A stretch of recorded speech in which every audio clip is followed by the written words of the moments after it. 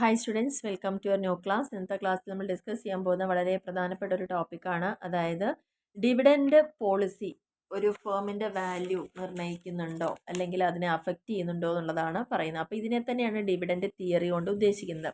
അപ്പോൾ dividend theories എന്ന് പറഞ്ഞു കഴിഞ്ഞാൽ ഇവിടെ നമ്മൾ പറഞ്ഞിരിക്കുന്നത് ശ്രദ്ധിക്കുക. The value of firm can be maximised if the share holders wealth is maximised. നമ്മളോട് പറയുന്നത് ഈ ഒരു ചിന്താഗതി അല്ലെങ്കിൽ ഈ ഒരു വാദവുമായി ബന്ധപ്പെട്ട് രണ്ട് തരത്തിലാണ് പറയുന്നത്. ഒരു വിഭാഗം ആൾക്കാർ പറയുന്നത് ഒരു ഫേമിൻ്റെ വാല്യൂ നമുക്ക് എങ്ങനെ മാക്സിമൈസ് ചെയ്യാമെന്നാണ് പറയുന്നത്. അവിടെ ഇൻവെസ്റ്റ് ചെയ്തിരിക്കുന്ന ആളുകൾ, അവരെയാണല്ലോ ഷെയർ ഹോൾഡേഴ്സ് എന്ന് പറയുന്നത്. അപ്പോൾ ഷെയർ ഹോൾഡേഴ്സിൻ്റെ വെൽത്തിനെ മാക്സിമൈസ് ചെയ്താൽ തീർച്ചയായിട്ടും ആ ഫേമിൻ്റെ വാല്യൂ മാക്സിമൈസ് ആവും എന്നാണ് ഒരു വിഭാഗം പറയുന്നത്. എന്നാൽ അതേസമയം മറ്റൊരു വിഭാഗത്തിലെ ആൾക്കാർ പറയുന്നത് ഡിവിഡൻഡ് ഡെസിഷൻ ഒരിക്കലും ഷെയർ ഹോൾഡേഴ്സിന്റെ വെൽത്തിനെ അഫക്റ്റ് ചെയ്യുന്നില്ല, അതേപോലെ തന്നെ ഫേമിന്റെ വാല്യൂവിനെയും അഫക്റ്റ് ചെയ്യുന്നില്ല എന്നുള്ളതാണ് പറയുന്നത്. അപ്പോൾ ഇതിൽ പ്രധാനമായിട്ടും പറയുന്നത് dividends are relevant. These two concepts are briefly discussed as follows. അപ്പോൾ രണ്ട് കൺസെപ്റ്റുകളാണ്. ഒന്ന് ഇവിടെ ശ്രദ്ധിക്കുക, ഡിവിഡൻസ് ആർ ഇർറെലവെന്റ് എന്ന് പറയുന്നു, ഡിവിഡൻസ് ആർ റെലവെന്റ് എന്ന് പറയുന്നു. അപ്പോൾ ഈ രണ്ട് ചിന്താഗതികളെ കുറിച്ചാണ് നമ്മൾ പറയുന്നത്, ഡിവിഡൻഡ് തിയറിയിൽ പറയുന്നത്. ഒരു വിഭാഗം പറയുന്നത് ഡിവിഡൻഡിന് പ്രാധാന്യമുണ്ട്, ഡിവിഡൻഡ് നല്ല രീതിയിൽ കൊടുത്താലാണ് ഷെയർ ഹോൾഡേഴ്സ് ഹാപ്പി ആവുള്ളൂ, എന്നാൽ മാത്രമേ ഫേമിൻ്റെ വാല്യൂ കൂടുള്ളൂ എന്ന് പറയുന്നു. ഒരു വിഭാഗം പറയുന്നത് ഡിവിഡൻഡ് എന്ത് കൊടുത്താലും കൊടുത്തില്ലെങ്കിലും ഫേമിൻ്റെ വാല്യൂ ഷെയർ ഹോൾഡേഴ്സിൻ്റെ വെൽത്തൊന്നും അത് അഫക്റ്റ് ചെയ്യുന്നേ ഇല്ല എന്നുള്ളതാണ് പറയുന്നത്. അത്രയാണ് ഇവിടെ ചുരുക്കി നമുക്ക് പറയാനുള്ളത്. അങ്ങനെയാണെങ്കിൽ ഇനി നമ്മൾ ആ ഒരു തിയറിയിലേക്ക് വരികയാണ്. നമ്മൾ ആദ്യം പഠിക്കുന്ന തിയറിയാണ് ഇർറെലവൻസ് കൺസെപ്റ്റ് ഓഫ് ഡിവിഡൻഡ്, അല്ലെങ്കിൽ ഇതിനെ പറഞ്ഞ വേറൊരു പേരാണ് ഇർറെലവൻസ് തിയറീസ്. ഇർറെലവൻസ് എന്ന് പറഞ്ഞാൽ ഡിവിഡൻഡ് ഡിസിഷൻ എന്തെടുത്താലും ഒരു തരത്തിലും അതിന് പ്രാധാന്യമില്ല, അല്ലെങ്കിൽ ഒരു തരത്തിലും അത് ബാധിക്കുന്നില്ല ഫേമിൻ്റെ വാല്യൂ കൂടാനോ ഷെയർ ഹോൾഡേഴ്സിൻ്റെ വെൽത്ത് കൂടാനോ ഇല്ല എന്ന് പറയുന്ന തിയറിയാണ് ഇർറെലവൻസ് കൺസെപ്റ്റ് എന്ന് പറയുന്നത്. ഇതിൽ പ്രധാനമായിട്ടും ഇവിടെ മൂന്ന് ആളുകളാണ്, Solomon, Modigliani and Miller. ഈ മൂന്ന് പേരും ചേർന്നുകൊണ്ടാണ് ഈ ഒരു തിയറി ഇവിടെ ഡെവലപ്പ് ചെയ്തിരിക്കുന്നത്. അവരെ സംബന്ധിച്ചിടത്തോളം dividend policy has no effect on the market price of the share. ഒരു ഷെയറിൻ്റെ മാർക്കറ്റ് പ്രൈസ് നിർണ്ണയിക്കുന്നതിൽ ഡിവിഡൻഡ് പോളിസിക്ക് ഒരു തരത്തിലും ഒരു ബന്ധവുമില്ല എന്ന് പറയുന്ന തിയറിയാണ്. And the value of the firms, ഫേമിൻ്റെ വാല്യൂ കൂടാനോ അല്ലെങ്കിൽ മാർക്കറ്റ് പ്രൈസ്, ഷെയറിൻ്റെ മാർക്കറ്റ് പ്രൈസ് കൂടുന്നതിലോ ഡിവിഡൻഡിന് ഒരു റോളും ഇല്ല എന്ന് പറയുന്ന തിയറിയാണ് ഏത് ഇർറെലവൻറ്റ് തിയറി എന്ന് പറയുന്നത്. അവരുടെ ഒപ്പീനിയനിൽ investors do not differentiate between dividend and capital gain. അവർ പറയുന്നത് എന്താണെന്ന് വെച്ച് കഴിഞ്ഞാൽ ഇൻവെസ്റ്റ് ചെയ്യണം വരുന്ന ആളുകൾ ഒരിക്കലും വേർതിരിച്ച് കാണുന്നില്ല. എന്താ, ഞാനിവിടെ ഇൻവെസ്റ്റ് ചെയ്തിട്ട് എനിക്ക് എല്ലാ മാസവും ഇങ്ങനെ കുറേ ഡിവിഡൻഡ് കിട്ടിയാൽ മതിയോ, അല്ലെങ്കിൽ ഞാനിപ്പം കുറഞ്ഞ വില കൊടുത്ത് വാങ്ങി ഞാൻ വേറൊരു സ്ഥലത്ത് കൂടുതൽ വില കിട്ടുന്നവിടെ വിൽക്കുമ്പോൾ എനിക്ക് ക്യാപിറ്റൽ ഗെയിൻ ഉണ്ടാവും. അങ്ങനെ അവർ ചിന്തിക്കുന്നേ ഇല്ല, ഡിവിഡൻഡ് വേണോ ക്യാപിറ്റൽ ഗെയിൻ വേണോ എന്ന് ചിന്തിക്കുന്നില്ല എന്നുള്ളതാണ് അവർ പറയുന്നത്. ക്യാപിറ്റൽ ഗെയിൻ എന്ന് പറഞ്ഞു കഴിഞ്ഞാൽ വില കുറഞ്ഞ് വാങ്ങിയതിന് വില കൂടുമ്പോൾ നമ്മൾ കൊടുക്കുമ്പോൾ കിട്ടുന്ന ആ ഡിഫറൻസ് ആണ്. അപ്പോൾ ഇവിടെ നിങ്ങൾക്ക് പഠിക്കാനുള്ള പോയിന്റ് എന്താ വെച്ചാൽ, ഒന്ന് നിങ്ങൾക്ക് ക്വസ്റ്റ്യൻ വരാം, വാട്ട് ഈസ് ഇർറെലവൻസ് തിയറി, അതിലുള്ളത് മാത്രം ഒന്ന് പഠിച്ചു വയ്ക്കുക. ഞാനിപ്പോൾ ബേസിക് ആയിട്ടുള്ള കാര്യങ്ങൾ പറഞ്ഞു തന്നിട്ടുണ്ട്. അപ്പോൾ ഇവിടെ ശ്രദ്ധിക്കേണ്ട കാര്യം, ഇർറെലവൻസ് തിയറി എന്ന് പറഞ്ഞാൽ തന്നെ ഒറ്റ വാക്കിൽ നിങ്ങൾക്ക് ഓർമ്മ വേണം, ഡിവിഡൻഡ് പോളിസിക്ക് ഒരു പ്രാധാന്യവും ഇല്ല എന്നുള്ളത്. ഏതിൻ്റെ കാര്യത്തിൽ?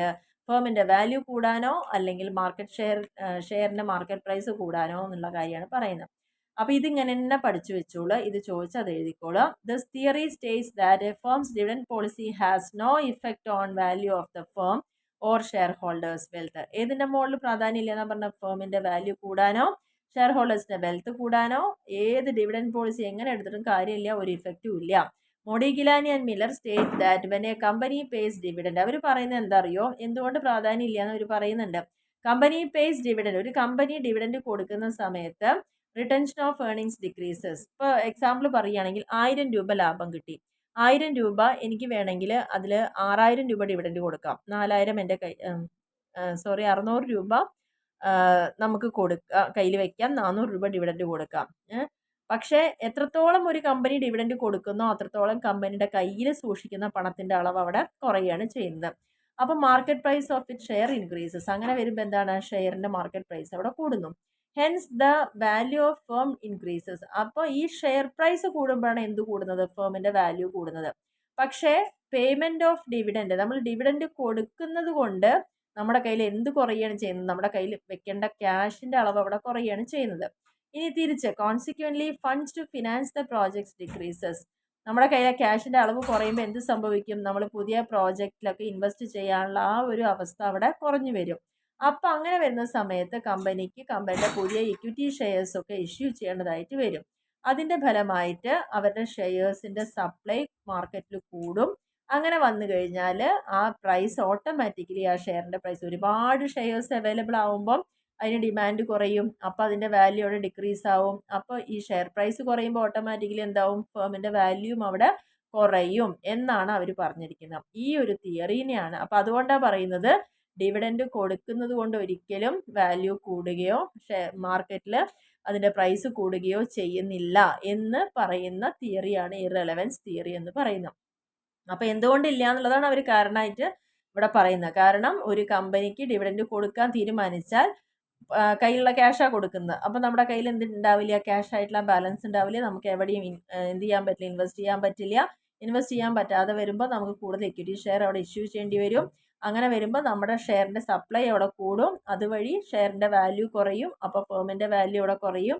അപ്പോൾ അതുകൊണ്ട് ഡിവിഡൻഡ് കൊടുക്കുന്നത് കൊണ്ട് ഒരിക്കലും കമ്പനിക്ക് വാല്യൂ കൂട്ടാൻ പറ്റില്ല എന്ന് പറയുന്ന തിയറിയാണ് ഇർറെലവൻസ് തിയറി എന്ന് പറയുന്നത്. ഇനി പഠിച്ചു വെക്കേണ്ടത് ഈ അസംഷൻസ് എന്തായാലും പഠിച്ചു വയ്ക്കുക. കാരണം 6 മാർക്കിനൊക്കെ ചോദിക്കാൻ വളരെ സാധ്യതയുള്ളൊരു പോർഷനാണ് അസംഷൻസ്. തിയറിയുടെ, അതായത് മോഡി ഗിലാനി മില്ലർ അപ്രോച്ചിൻ്റെ അസംഷനാണ്. എന്തുകൊണ്ടാണ് ഇങ്ങനെ ഒരു തിയറി ഫോം ചെയ്തത്, ക്യാപിറ്റൽ മാർക്കറ്റ് പെർഫെക്റ്റ് ആണെന്നുള്ള ധാരണകളുണ്ട്. ഇൻവെസ്റ്റേഴ്സ് വളരെ റാഷണലായിട്ട് ബിഹേവ് ചെയ്യുന്നു. കാരണം കൃത്യമായിട്ട് അവർ ഓരോ നോക്കിയിട്ടാണ് അത് ഇൻവെസ്റ്റ് ചെയ്യണോ വേണ്ട തീരുമാനം എടുക്കുന്നതെല്ലാം. പിന്നെ അവിടെ ടാക്സ് ഇല്ല എന്ന് പറയുന്നു. പിന്നെ ഫ്ലോട്ടേഷൻ കോസ്റ്റും ട്രാൻസാക്ഷൻ കോസ്റ്റുകളും ഇല്ല എന്നുള്ള അസംഷനിലാണ് തിയറി പറയുന്നത്. പിന്നെ ഫേമിന് എപ്പോഴും ഫിക്സഡ് ആയിട്ടൊരു ഇൻവെസ്റ്റ്മെൻറ്റ് പോളിസി ഉള്ള ഫേം ആയിരിക്കും. പിന്നെ അതേപോലെ തന്നെ no investor is large enough to affect the market price of shares. ഒരു മാർക്കറ്റ് പ്രൈസ് ഷെയറിൻ്റെ അഫക്റ്റ് ചെയ്യാൻ മാത്രമുള്ള അത്രത്തോളം ഇൻവെസ്റ്റേഴ്സ് ഒന്നും ഇവിടെ ഇല്ല എന്നുള്ള അസംഷനിലാണ് ഈ ഒരു തിയറി ഫോമുലേറ്റ് ചെയ്തിരിക്കുന്നത്. ഇനി ഇതിൻ്റെ പ്രോബ്ലം പാർട്ടിലേക്ക് വരികയാണ്. ഇങ്ങനെ വരുന്ന സമയത്ത് പറ്റുന്ന ആളുകൾ ഇത് പഠിച്ചു വയ്ക്കുക. പ്രോബ്ലം ചോദിക്കാൻ സാധ്യത കുറവൊന്നുമില്ല. ചിലപ്പോൾ വേണമെങ്കിലൊക്കെ ഒരു ക്വസ്റ്റ്യൻ വരാൻ പറ്റുന്നൊരു പോർഷനുമാണ്. അപ്പോൾ നിങ്ങൾ എന്തായാലും ചെയ്യേണ്ടത്, പഠിക്കാൻ പറ്റുന്ന ആളുകൾ ഇതിൻ്റെ പ്രോബ്ലം ചെയ്ത് പഠിക്കുക. തീരെ പറ്റാത്ത ആളുകൾ ഇതിൻ്റെ തിയറിയെങ്കിലും ഒന്ന് പഠിച്ചു വയ്ക്കുക. ഇനി ഇവിടെ നമുക്ക് ഒരു 3-4 ഇക്വേഷൻ പഠിക്കാനുണ്ട്. ആദ്യം നമ്മൾ പഠിക്കുന്ന ഇക്വേഷനാണ് market price of equity share. ഒരു ഷെയറിൻ്റെ മാർക്കറ്റ് പ്രൈസ് കണ്ടുപിടിക്കുകയാണ്. അതിന് P0 = D1 + P1 / 1 + KE. ഇതാണ് ഇക്വേഷൻ. D1 എന്താണെന്നുള്ളത് പറഞ്ഞു കഴിഞ്ഞാൽ ഓരോ വർഷവും അവസാനിക്കുമ്പോൾ കിട്ടുന്ന ഡിവിഡൻ്റാണ് D1. P1 എന്ന് പറയുന്നത് മാർക്കറ്റ് പ്രൈസ്, ഓരോ വർഷവും എൻഡ് ചെയ്യുമ്പോഴുള്ള മാർക്കറ്റ് പ്രൈസ്. പിന്നെ പറയുന്നത് 1 ആണ്, അത് കോൺസ്റ്റൻ്റ് ആണ്. KE എന്ന് പറയുന്നത് കോസ്റ്റ് ഓഫ് ഇക്വിറ്റി ആണ്, അതായത് ക്യാപിറ്റലൈസേഷൻ റേറ്റ് ആണ്. ഇങ്ങനെയാണ് നമ്മൾ P0 കണ്ടുപിടിക്കുന്നത്. ഈ ഒരു ഇക്വേഷൻ നമ്മൾ ചെയ്യുമ്പോൾ ഇവിടെ നമുക്ക് P1 അവിടെ കിട്ടുന്നുണ്ട്. അപ്പോൾ ഈ ഒരു ഇക്വേഷനിൽ P0 കിട്ടും. ഇത് കിട്ടിക്കഴിഞ്ഞാൽ നമുക്ക് ഓട്ടോമാറ്റിക് P1 കണ്ടുപിടിക്കാനുള്ള ഇക്വേഷനാണ് P1 = P0 × 1 + KE - D1. അതായത് ഈ ഒരു ഇക്വേഷൻ ചെയ്ത് നമുക്ക് എന്ത് കിട്ടും, P0 കിട്ടും. അപ്പോൾ P1 കണ്ടുപിടിക്കാൻ എന്ത് ചെയ്താൽ മതി, ഈ കിട്ടുന്ന വാല്യൂ × 1 + KE - D1 ചെയ്താൽ മതി. മാർക്കറ്റ് വാല്യൂ കണ്ടുപിടിക്കാൻ simply value the firm ascertain with the help of the following formula. B കാണാം. B പറയുമ്പോൾ വാല്യൂ N + M × P1. ഇത്രയേ ഉള്ളൂ വാല്യൂ കാണാനുള്ള equation. N + M. N + M എന്ന് പറയുന്നത്, V എന്താണ്, ഫേമിൻ്റെ വാല്യൂ കാണാനുള്ള ഇക്വേഷനാണ്. N എന്ന് പറയുന്നത് നമ്പർ ഓഫ് ഷെയർസ് ആണ്, ബിഗിനിങ് പീരീഡിൽ എത്ര ഷെയർസ് ഉണ്ടായിരുന്നു എന്നുള്ളത്. P1 എന്ന് പറയുന്നത് വർഷാവസാനമുള്ള മാർക്കറ്റ് പ്രൈസ് ആണ്. M എന്ന് പറയുന്നത് എത്ര ഷെയർസ് ആണ് ഇഷ്യൂ ചെയ്തിരിക്കുന്നത്, അഡീഷണൽ ആയിട്ട് എത്ര ഷെയർ ആണ് ഇഷ്യൂ ചെയ്തിരിക്കുന്നത്, അതാണ് M എന്ന് പറയുന്നത്. ഇനി M കാണാനുള്ള ഇക്വേഷൻ എന്ന് പറയുന്നത് നമ്മൾ I - E - ND1 / P1. അതായത് I എന്ന് പറയുന്നത് എന്താ, ഇൻവെസ്റ്റ്മെൻറ്റ് റിക്വയർഡ്, എത്ര ഇൻവെസ്റ്റ്മെൻറ്റ് വേണമെന്നുള്ള. E എന്ന് പറയുന്നത് ഏർണിങ്സ്, അതിൽ നിന്ന് N എന്ന് പറയുന്നത് നമ്പർ ഓഫ് ഷെയർസ് ഔട്ട്സ്റ്റാൻഡിങ്, സ്റ്റാർട്ടിങ്ങിലുള്ള ഷെയർസിൻ്റെ എണ്ണം. D1 എന്ന് പറയുന്നത് ആ വർഷം അവസാനിക്കുമ്പോഴുള്ള ഡിവിഡൻഡ്. P1 എന്ന് പറയുന്ന ആ ഒരു പീരീഡ് കഴിയുന്ന സമയത്തുള്ള മാർക്കറ്റ് പ്രൈസ്. ഇത്രയും കാര്യങ്ങളാണ്. അപ്പോൾ നമ്മൾ ഈ ഒരു ഇറലവൻസ് തിയറി ഡിസ്കസ് ചെയ്ത സമയത്ത് P1 കണ്ടുപിടിക്കാനുള്ളത് പഠിച്ചു, P0 കാണാനുള്ളത് പഠിച്ചു, വാല്യൂ കാണാനുള്ളത് പഠിച്ചു, M കാണാനുള്ളത്, അത് means number of shares to be issued, എത്ര ഷെയർസ് ഇഷ്യൂ ചെയ്യണം എന്നുള്ളത്, അതാണ് M കാണാനുള്ള ഇക്വേഷൻ. ഓക്കെ, അപ്പോൾ 4 ഇക്വേഷൻസ് ആണ് ഇവിടെ പഠിക്കേണ്ടത്. ഇത് പഠിക്കാൻ പറ്റുന്ന ആൾക്കാർ പഠിച്ച് പ്രോബ്ലംസ് ചെയ്യുക. അപ്പോൾ ഇതിൽ ഈ ഒരു ക്വസ്റ്റ്യൻ ചെയ്ത് നമ്മളുടെ തിയറി എന്താണ്, ഡിവിഡൻഡ് പോളിസി എന്ത് വേണമെങ്കിൽ എടുത്തോട്ടെ, അതൊരിക്കലും മാർക്കറ്റ് പ്രൈസിനെ അഫക്റ്റ് ചെയ്യില്ല, അല്ലെങ്കിൽ വാല്യൂ കൂടുക കുറയോ ഒന്നും ചെയ്യില്ല എന്നുള്ളതാണ് പറയുന്നത്. അപ്പോൾ ഈ ഒരു ക്വസ്റ്റ്യൻ ചെയ്യുമ്പോൾ നിങ്ങൾക്ക് ഇത് കൃത്യമായിട്ട് ഈ തിയറി അവിടെ പാലിച്ചോ എന്ന് മനസ്സിലാക്കാൻ പറ്റും. അതിനാണ് ഈ ക്വസ്റ്റ്യൻ അവിടെ തന്നിരിക്കുന്നത്. Kairali finance limited has 15,000 equity shares outstanding as on date. അതിൽ 15,000 ഇക്വിറ്റി ഷെയർ ഉണ്ട് കൈരളി ഫിനാൻസിൻ്റെ കയ്യിൽ. Currently the share of the company is being trade at market price 125 per share. ഇപ്പോൾ ഈ 15,000 ഷെയറിൽ ഒരു ഷെയർ എത്ര രൂപയ്ക്കാണ് മാർക്കറ്റിൽ ട്രേഡ് ചെയ്യുന്നത്? 125 രൂപയ്ക്കാണ് ഒരു ഷെയറിൻ്റെ വില. It is expected that the firm would pay dividend of ₹5 per share in the next year. Next year ആകുമ്പോൾ കമ്പനി പ്രതീക്ഷിക്കുന്നത് ഒരു ഷെയറിൻ്റെ മുകളിൽ 5 രൂപ ഡിവിഡൻഡ് ഷെയർ ഹോൾഡേഴ്സിന് കൊടുക്കാം. The firm has project in hand requiring new investment of ₹5 lakh. കൂടാതെ പുതിയൊരു opportunity അവർക്ക് വന്നിട്ടുണ്ട്. അതിലേക്ക് പുതിയൊരു ഇൻവെസ്റ്റ്മെൻറ്റിന് വേണ്ടിയിട്ട് 5 ലക്ഷം രൂപ അവർക്ക് കണ്ടെത്തണം. ഷെയർ ഹോൾഡേഴ്സ് എക്സ്പെക്ട് ചെയ്യുന്നത് 12% കിട്ടും. ഇവരുടെ കമ്പനിയിൽ ഇൻവെസ്റ്റ് ചെയ്താൽ 12% ലാഭം കിട്ടുന്നതാണ് അവർ പ്രതീക്ഷിക്കുന്നത്. ഫേമിൻ്റെ കയ്യിലുള്ള നെറ്റ് പ്രോഫിറ്റ് എന്ന് പറയുന്നത് 2,50,000 ആണ് ആ വർഷം കഴിയുമ്പോൾ ഉണ്ടാവുന്നത്. അപ്പോൾ നമ്മളോട് പറഞ്ഞിരിക്കുന്ന illustrate approach that payment of dividend has no impact on the value of the firm. നമ്മളോട് അപ്രോച്ചിൽ ഡിവിഡൻഡ് ഇപ്പോൾ അവിടെ 5 രൂപ കൊടുക്കുന്നുണ്ട് പറഞ്ഞല്ലോ, കൊടുക്കാമെന്ന് തീരുമാനിക്കുന്നുണ്ടല്ലോ, ആ 5 രൂപ കൊടുത്താലും ഇല്ലെങ്കിലും അതിൻ്റെ വാല്യൂവിനെ അഫക്റ്റ് ചെയ്യുന്നുണ്ടോ ഇല്ലയെന്ന് ചെക്ക് ചെയ്യാൻ വേണ്ടിയിട്ടാണ് പറഞ്ഞിരിക്കുന്നത്. ചെയ്യില്ല എന്നുള്ളതാണല്ലോ നമ്മുടെ തിയറിയിൽ പറയുന്നത്. അപ്പോൾ അങ്ങനെ തന്നെ ആണോ എന്നുള്ളത് നമുക്ക് നോക്കാം. അപ്പോൾ ഇവിടെ തന്ന കാര്യങ്ങൾ നോക്കുക. കോസ്റ്റ് ഓഫ് ഇക്വിറ്റി എന്ന് പറയുന്നത് എത്രയാണ്? 12%. N എന്ന് പറയുന്നത് എത്രയാണ്? 15,000 ഷെയർ. P0 എന്ന് പറയുന്നത് ഇപ്പോൾ ട്രേഡ് ചെയ്യുന്നത് 125 രൂപയ്ക്ക്. അവരുടെ കയ്യിലുള്ള പ്രോഫിറ്റ് എത്രയാണ്? 2,50,000. D1 എന്ന് പറയുന്നത് നമ്മൾ എത്ര ഡിവിഡൻഡ് കൊടുക്കാമെന്നാണ് പറഞ്ഞാൽ 5 രൂപ കൊടുക്കുക എന്നുള്ളത്. അപ്പോൾ I എന്ന് പറഞ്ഞാൽ എത്രയാണ് അവർക്ക് ഇനി പുതിയ ഇൻവെസ്റ്റ്മെൻ്റ് ഉള്ളത്? 5 ലക്ഷം രൂപയുടെ ഇൻവെസ്റ്റ്മെൻ്റ് ആണ്. അപ്പോൾ നമുക്ക് 2 തരത്തിൽ ഇവിടെ ചെയ്യണം. കമ്പനി ഡിവിഡൻഡ് കൊടുക്കുമ്പോൾ എത്ര രൂപ വരുന്നുണ്ട്, കമ്പനി ഡിവിഡൻഡ് കൊടുക്കുന്നില്ലെങ്കിൽ എത്ര. അപ്പോഴാണോ നമുക്കിത് കമ്പയർ ചെയ്യാൻ പറ്റുക, കൊടുത്താലും ഇല്ലെങ്കിലും സെയിം ആണോ എന്നുള്ളത് നമ്മൾ ചെക്ക് ചെയ്യണം. അപ്പോൾ ആദ്യത്തെ കേസിൽ പറയുന്നത് ഡിവിഡൻഡ്സ് ആർ പെയ്ഡ്. കമ്പനി ഡിവിഡൻഡ് കൊടുക്കുമ്പോൾ എന്താണ് കമ്പനിയുടെ വാല്യൂ, അതേപോലെ പ്രൈസ്, ഷെയർ പ്രൈസ് ഒക്കെ വരുന്നതെന്നുള്ളത് നമുക്ക് നോക്കാം. അപ്പോൾ ആദ്യത്തെ ക്വസ്റ്റ്യനിൽ പറഞ്ഞിരിക്കുന്നത് എന്താണ്? ഡിവിഡൻഡ് കൊടുക്കാൻ തീരുമാനിക്കുമ്പോൾ എങ്ങനെയാണ് കമ്പനീനെ അഫക്റ്റ് ചെയ്യുന്നത് നമുക്ക് നോക്കാം. അപ്പോൾ നമുക്കിവിടെ ചെയ്ത് കണ്ടുപിടിക്കേണ്ട കാര്യം P1 കാണണം. That is market price of at the end of current financial year.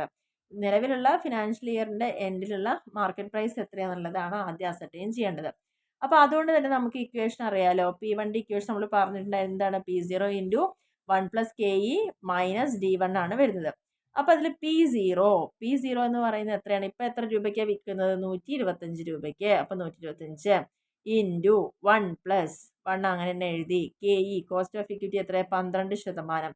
12% പറയുമ്പോൾ 0.12 മൈനസ് ഡിവിഡൻഡ് D1. ഡിവിഡൻഡ് എത്ര കൊടുക്കാൻ തീരുമാനിച്ചത്? 5 രൂപ. ഇനി ഇത് സോൾവ് ചെയ്യുക. ഇത് സോൾവ് ചെയ്യേണ്ട വിധം എന്ന് പറയുന്നത് 1 + 0.12, അതായത് 1.12. ഈ 1.12നെ 125 കൊണ്ട് ഗുണിക്കുക. അതിനുശേഷം അതിൽ നിന്ന് 5 മൈനസ് ചെയ്യുക. അപ്പോൾ നമുക്ക് 135 രൂപയാണ് അവിടെ കിട്ടുന്നത്. അപ്പോൾ നമുക്ക് എന്ത് കിട്ടി? ഇപ്പോൾ P1 കിട്ടി. ഇനി രണ്ടാമത് നമുക്ക് കാണേണ്ടത് എന്താ? M. ഈ ഒരു പുതിയ ഇൻവെസ്റ്റ്മെൻറ്റിലേക്ക് നമുക്ക് എത്ര ഷെയർ ഇഷ്യൂ ചെയ്യണം എന്നുള്ളതാണ് പറയുന്നത്. അതായത് നമ്പർ ഓഫ് ഷെയർസിനാണ് പുതിയതായിട്ട് ഇഷ്യൂ ചെയ്യേണ്ടത് കേട്ടോ. ഓൾറെഡി നമ്മുടെ കയ്യിൽ 15,000 ഷെയർ ഉണ്ട്. ഇനി ഈ 5 ലക്ഷം ഇൻവെസ്റ്റ്മെൻറ്റിലേക്ക് എത്ര ഷെയറും കൂടി വേണം എന്നുള്ളതാണ് നമ്മൾ നോക്കുന്നത്. അപ്പോൾ M കാണുന്ന ഇക്വേഷൻ നമ്മൾ പറഞ്ഞല്ലോ, I - E - ND1 / P1. അപ്പോൾ I എന്ന് പറയുന്നത് എന്താ? പുതിയ ഇൻവെസ്റ്റ്മെൻറ്റ് എത്ര? 5 ലക്ഷം രൂപ മൈനസ് E എന്ന് പറയുന്നത് എന്താണ്? എത്ര രൂപയാണ് ഇന്ന് ഏണിങ്സ് ഉണ്ടാവും എന്ന് പറഞ്ഞത്? 2,50,000 മൈനസ് N എന്ന് പറയുന്നത് നമ്മുടെ കയ്യിലുള്ള ഓൾറെഡി ഉള്ള ഇക്വിറ്റി ഷെയർ എത്ര? 15,000 ഇൻറ്റു D1 എന്ന് പറയുന്നത് എത്രയാണ്? 5 രൂപ ഡിവൈഡഡ് ബൈ P1. P1 ഇപ്പോൾ നമ്മൾ കണ്ടുപിടിച്ചില്ലേ എത്രയാണ്? 135. അപ്പോൾ അതാണ് ഈ പറഞ്ഞ കാര്യങ്ങളാണ് ഇപ്പോൾ ഇവിടെ കൊടുത്തിരിക്കുന്നത്. 5 ലക്ഷം minus 2,50,000 minus 15,000 into 5 whole divide by 135. അപ്പോൾ നിങ്ങളിവിടെ ചെയ്യേണ്ട കാര്യം 5 ലക്ഷം അതേപോലെ തന്നെ എഴുതാം. അതിന് ശേഷം ഈ 15,000-നെ 5 കൊണ്ട് ഗുണിക്കുക. ഗുണിച്ച് കിട്ടുന്ന ഉത്തരത്തിനെ 2,50,000 നിന്ന് കുറയ്ക്കുക. കുറച്ചതിന് ശേഷം കിട്ടുന്ന എമൗണ്ട് ആണ് 1,75,000. അപ്പോൾ എന്തായി? 5 lakh മൈനസ് 1,75,000 ഡിവൈഡഡ് ബൈ 135. ഇതിൽ നിന്ന് ഇത് കുറയ്ക്കുമ്പോൾ കിട്ടുന്നതാണ് 3,25,000 എന്ന് പറയുന്നത്. അത് ബൈ 135 ചെയ്യുമ്പോൾ നമുക്ക് 2,407.4 കിട്ടി. ഇപ്പം നമുക്ക് കമ്പനിയുടെ ഇത് നമുക്ക് വാല്യൂ കമ്പ്യൂട്ട് ചെയ്തൂടെ? ഡിവിഡൻസ് കൊടുക്കുകയാണെങ്കിൽ കമ്പനിയുടെ ഇപ്പം നമ്മൾ ചെയ്യുന്നത് ഡിവിഡൻഡ് കൊടുക്കുന്നു എന്നുള്ള അസംഷനിലല്ലേ. അപ്പോൾ വാല്യൂ കാണാനുള്ള ഇക്വേഷൻ എന്താ? n+m into P1. ഇവിടെ n നമുക്കറിയാലോ 15,000 ആണ്. m എത്രയാണ് ഇപ്പം നമുക്ക് കിട്ടിയ വാല്യൂ? ഇൻറ്റു P1 എത്രയാണ് ഇപ്പം പുതിയതായി കണ്ടുപിടിച്ചത്? 125-നാണ് ഷെയർ ട്രേഡ് ചെയ്യുന്നത്. P1 എന്ന് പറയുന്നത് ഇപ്പം ട്രേഡ് ചെയ്യണ പൈസ, അതായത് 135-ലാണ് ഇപ്പം ട്രേഡ് ചെയ്യുന്നത്. അപ്പോൾ തമ്മിൽ എന്ത് ചെയ്തു? ആദ്യം ഇപ്പം തമ്മിൽ കൂട്ടിയ ഉത്തരത്തിനെ 135 കൊണ്ട് ഗുണിക്കുമ്പം നമുക്ക് 23,50,000 അപ്രോക്സിമേറ്റ് ആയിട്ട് കിട്ടുന്നത്. കറക്റ്റ് എമൗണ്ട് അല്ല കിട്ടുക, 23,49,000 സംതിങ് ആണ് വരിക. നമ്മളതിനെ റൗണ്ട് ചെയ്തിട്ട് ഇങ്ങനെ പറഞ്ഞു എന്ന് മാത്രമേ ഉള്ളൂ. നിങ്ങൾ കാൽക്കുലേറ്ററിൽ ചെയ്യുമ്പോഴും ആ ഉത്തരമാണ് കിട്ടുക. അപ്പോൾ നമ്മൾ നിയറസ്റ്റ് റുപ്പിയിലേക്ക് കൺവേർട്ട് ചെയ്തു എന്ന് മാത്രമേ ഉള്ളൂ. അപ്പോൾ 23,50,000 അപ്രോക്സിമേറ്റ് കിട്ടും. അപ്പോൾ ഈ പറഞ്ഞ പ്രകാരം നമ്മൾ ഇതിലേക്ക് പോവുകയാണെങ്കിൽ ഇപ്പോൾ കമ്പനിയുടെ വില എത്ര ലക്ഷം രൂപയുടെ വില ഉണ്ട്? കമ്പനിക്ക് 23,50,000 വില ഉണ്ട്. ഇപ്പോൾ ഒരു വിഭാഗം നമ്മൾ ചെയ്തു. എന്താണ് ഒരു വിഭാഗം? ഡിവിഡൻസ് കൊടുക്കുകയാണെങ്കിൽ കമ്പനിയുടെ വാല്യൂ എന്ത് എന്നുള്ളത്. ഇനി നമ്മുടെ ക്വസ്റ്റ്യൻ എന്താ? ഇറലവൻസ് എന്ന് പറഞ്ഞാൽ എന്താ? ഡിവിഡൻഡ് കൊടുത്താലും ഇല്ലെങ്കിലും ഇതിനെ ബാധിക്കില്ല പറഞ്ഞു അല്ലേ. അപ്പോൾ ഡിവിഡൻഡ് കൊടുത്തിട്ടില്ലെങ്കിൽ എങ്ങനെയാണെന്നുള്ളത് വാല്യൂ നോക്കാം. അപ്പോൾ ഇക്വേഷൻ പറയുന്നത് P1 = P0 × 1 + KE - D1. അപ്പോൾ നമ്മളിവിടെ ചിന്തിക്കേണ്ട കാര്യം നമ്മളിപ്പോൾ ചെയ്ത അതേ മെത്തേഡ് തന്നെയാണ്.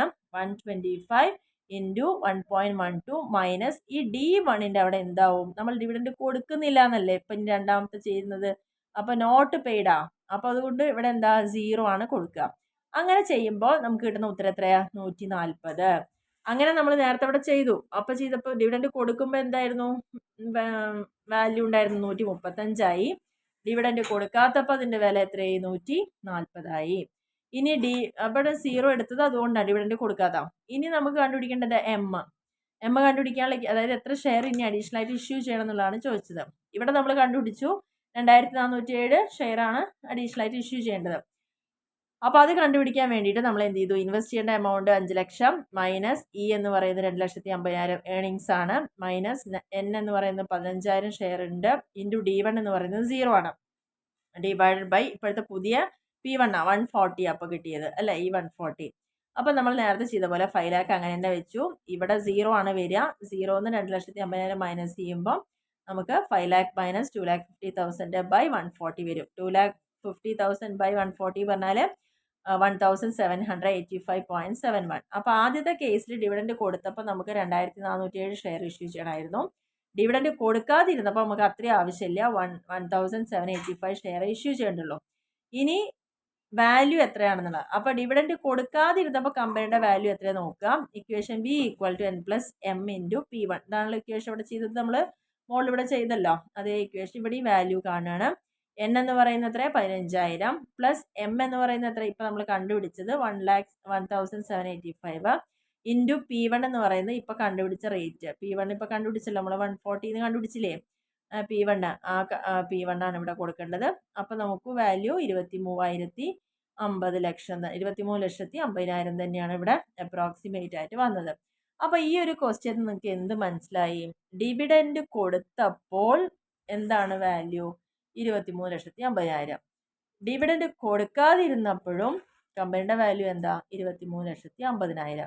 അപ്പോൾ ഇതിൽ നിന്ന് എന്താ മനസ്സിലാക്കിയത്? Thus whether dividends are paid or not, dividend കൊടുത്താലും ഇല്ലെങ്കിലും the value of the firm remains the same. ഇവിടെ എന്താ ഉണ്ടായത്? കൊടുത്തപ്പോഴും 23,50,000, കൊടുക്കാത്തപ്പോഴും 20. അപ്പോൾ അതുകൊണ്ട് ഡിവിഡൻഡ് പോളിസി കൊടുക്കണോണ്ട് കൂടും അല്ലെങ്കിൽ കൊടുത്തില്ലെങ്കിൽ കുറയും എന്നുള്ളൊരു ചിന്ത വേണ്ട എന്നാണ് നമുക്ക് ഈ ഒരു പ്രോബ്ലത്തിലൂടെ അവർ തെളിയിച്ച് തന്നിരിക്കുന്നത്. ഇനി ഈ തിയറിക്ക് കുറേ ക്രിറ്റിസിസംസ് ഉണ്ട്. അതായത് അവർ പറയുന്ന പെർഫെക്റ്റ് ക്യാപിറ്റൽ മാർക്കറ്റ് ഒരിക്കലും റിയാലിറ്റിയിൽ ഉണ്ടാവുന്നൊരു കാര്യമല്ല. പിന്നെ എപ്പോഴും ഷെയർ ഇഷ്യൂ ചെയ്യുന്ന സമയത്ത് കമ്പനിക്ക് തീർച്ചയായിട്ടും ഫ്ലോട്ടേഷൻ കോസ്റ്റ് ഒക്കെ ഉണ്ടാവും. കാരണം ഇഷ്യൂ ചെയ്യുന്നതുമായി ബന്ധപ്പെട്ട് ഒരുപാട് പ്രൊസീജിയർ ഉണ്ടാവും, അതിനൊക്കെ കോസ്റ്റ് ഉണ്ടാവും. പിന്നെ ടാക്സ് എക്സിസ്റ്റ് ചെയ്യും. ടാക്സ് എന്ന് പറഞ്ഞ സാധനം നമുക്ക് ഒരിക്കലും ഒഴിവാക്കാൻ പറ്റുന്നില്ല. നമ്മളോട് അസംഷൻ പറഞ്ഞപ്പോൾ എന്താ? ഫ്ലോട്ടേഷൻ കോസ്റ്റ് ഇല്ല, ടാക്സ് ഇല്ല എന്നൊക്കെ പറഞ്ഞു. പക്ഷെ അതൊന്നും ഒരിക്കലും നടക്കാത്ത കുറേ കാര്യങ്ങളാണ്. Usually capital gains are taxed at lower rate than dividend income. ഒരു ഷെയറിന് കിട്ടുന്ന ഡിവിഡൻഡ് എന്താണോ അതിനേക്കാൾ കുറവായിട്ടെങ്കിലും എന്തുണ്ടായിരിക്കും, ടാക്സ് അവിടെ ചുമത്തും എന്നുള്ളതാണ് പറയുന്നത്. ഇനി ഈ ഷെയർസ് സെല് ചെയ്യുന്ന സമയത്ത് ഇൻവെസ്റ്റേഴ്സിനും എന്ത് കൊടുക്കേണ്ടി വരും, ബ്രോക്കറേജും ഫീസും ഒക്കെ കൊടുക്കേണ്ടി വരും. അതായത് ഷെയറുമായി ബന്ധപ്പെട്ട് ട്രാൻസാക്ഷൻ കോസ്റ്റ് ഒക്കെ അവിടെ ഉണ്ടാവും എന്നാണ് പറയുന്നത്. Most of the share holders prefer current income rather than future capital gain. അധിക ഷെയർ ഹോൾഡേഴ്സും എപ്പോഴും ആവശ്യപ്പെടുന്നത് എന്താണ്, അവർക്ക് ഭാവിയിൽ കുറേ വിറ്റിട്ട് പൈസ കിട്ടുക എന്നുള്ളതല്ല, ഇപ്പോൾ ഷെയറിൽ ഇൻവെസ്റ്റ് ചെയ്താൽ അവർക്കൊരു അഡീഷണൽ ഇൻകം വേണം എന്നുള്ളതാണ് അവർ തീരുമാനം എടുക്കുന്നത്. Firm need not follow a fixed investment policy. അതുകൊണ്ട് തന്നെ ഫേമിന് ഒരിക്കലും മുൻകൂട്ടിയിട്ട് ഒരു ഇൻവെസ്റ്റ്മെൻറ്റ് പോളിസി ഇങ്ങനെയാണ് എന്ന് പറഞ്ഞിട്ട് എല്ലാ കാലത്തും അത് ഫോളോ ചെയ്ത് പോകാനൊന്നും സാധിക്കില്ല. കാരണം പല മാറ്റങ്ങൾക്ക് വിധേയമാവുമ്പോൾ അതിലും ചേഞ്ചസ് വരേണ്ടതായിട്ട് വരും. ഇവിടെ ഈ പറഞ്ഞ പോയിന്റ് ഒക്കെ ഇല്ല എന്നുള്ള അസംഷനിലാണ് നമ്മൾ ഈ തിയറി ഫോർമുലേറ്റ് ചെയ്തത്. പക്ഷെ ചെയ്ത് ഇംപ്ലിമെന്റ് ചെയ്തപ്പോഴാണ് ഒരുപാട് വിമർശനം ഉണ്ടായതും ആ വിമർശനങ്ങളൊക്കെ ഈ പറഞ്ഞ അങ്ങനെ പ്രശ്നമില്ല, ഇങ്ങനെ കോസ്റ്റ് ഇല്ല, ഇങ്ങനെ ടാക്സ് ഇല്ല എന്നൊക്കെ പറഞ്ഞ കാര്യങ്ങളൊക്കെ ഇപ്പോൾ ഇവിടെ തിരുത്തിയിട്ട് നമുക്ക് ചെയ്യേണ്ടി വന്നു എന്നുള്ളതാണ് ഈ ഒരു തിയറി കൊണ്ട് പറഞ്ഞത്. അപ്പോൾ ഡിവിഡൻഡിലെ വളരെ പ്രധാനപ്പെട്ട ഒരു ഭാഗം നമ്മൾ ഇന്ന് ഡിസ്കസ് ചെയ്തു. That is irrelevance theory. Theory പഠിച്ചോളാം. എന്താണ് ഇറലവൻസ് തിയറി എന്ന് പഠിക്കുക. അവർ സ്റ്റേറ്റ് ചെയ്തിരിക്കുക എങ്ങനെയാണ്, അപ്പോൾ അതിന് ഇതെന്തായാലും പഠിച്ചോളാം. ഓക്കെ.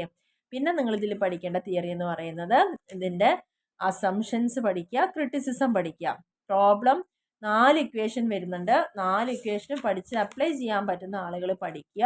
അല്ലാത്ത ആൾക്കാർ അതിൻ്റെ തിയറി എങ്കിലും നല്ല രീതിയിൽ പഠിച്ചു വയ്ക്കുക. പിന്നെ ഇതിൻ്റെ 4 ഇക്വേഷൻ പറഞ്ഞാൽ നമ്മൾ ഇത്രേ ചിന്തിക്കണ്ടല്ലോ. P0 കാണാൻ പഠിക്കണം, P1 പഠിക്കണം, എം പഠിക്കണം, അതേപോലെ തന്നെ ബി പഠിക്കും. ഈ 4 ഇക്വേഷൻ പഠിക്കുക എളുപ്പമാണ്. എവിടെ നിന്നൊക്കെ ഈ ഇക്വേഷനിലേക്ക് നമ്മളിങ്ങനെ സാധനങ്ങൾ അറേഞ്ച് ചെയ്തു എന്നുള്ളത് ഓർത്താൽ മതി. അങ്ങനെ ചെയ്യാൻ പറ്റുന്നവർ അത് പഠിക്കുക. ഓക്കെ. അപ്പോൾ ഈ ഒരു തിയറിയുടെ പോർഷൻ എല്ലാവർക്കും ക്ലിയർ ആയി എന്ന് വിചാരിക്കുന്നു. വീഡിയോ ഇഷ്ടപ്പെട്ടാൽ ലൈക്ക് ചെയ്യാനും ഷെയർ ചെയ്യാനും കമൻറ്റ് ചെയ്യാനും ഒന്നും മറക്കരുത്. ആൻഡ് സബ്സ്ക്രൈബ് ചെയ്യാതെ കാണുന്ന ആളുകളെ തീർച്ചയായിട്ടും ഒന്ന് സബ്സ്ക്രൈബ് ചെയ്യുക, സപ്പോർട്ട് ചെയ്യുക. Okay, thank